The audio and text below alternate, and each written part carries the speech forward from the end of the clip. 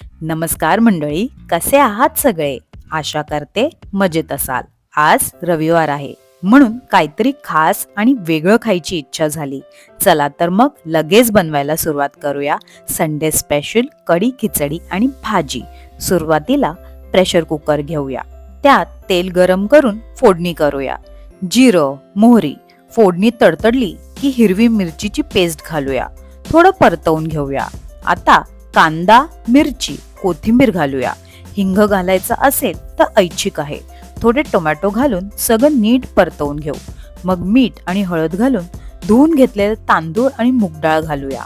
त्याच्या दुप्पट पाणी घालून उकळी आली की कुकरला शिटी देऊया. आपली खिचडी तयार होईपर्यंत कढी बनवूया. कढईत तेल गरम करून फोडणी करूया.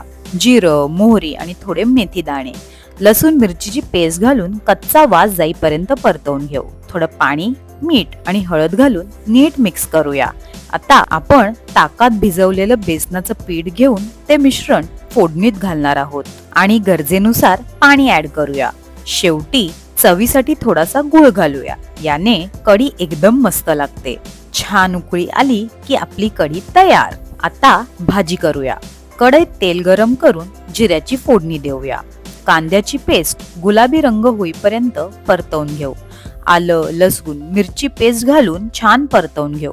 मीठ घालून हिरवे मटार आणि पालकाची पेस्ट घालूया. तुमच्याकडे जो मसाला असेल तो वापरू शकता. उकडलेले छोटे बटाटे, मटार आणि तुरीचे दाणे घालूया. थोडं पाणी घालून भाजी शिजू द्या. ही भाजी सुकी किंवा रस्सेदार दोन्ही प्रकारे मस्त लागते.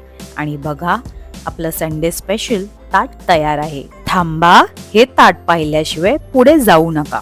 संडे स्पेशल गरमागरम कढी, खिचडी आणि भाजी. एक घास आणि सगळा थकवा गायब. घरच्या जेवणाला कोण नाही म्हणेल बरं?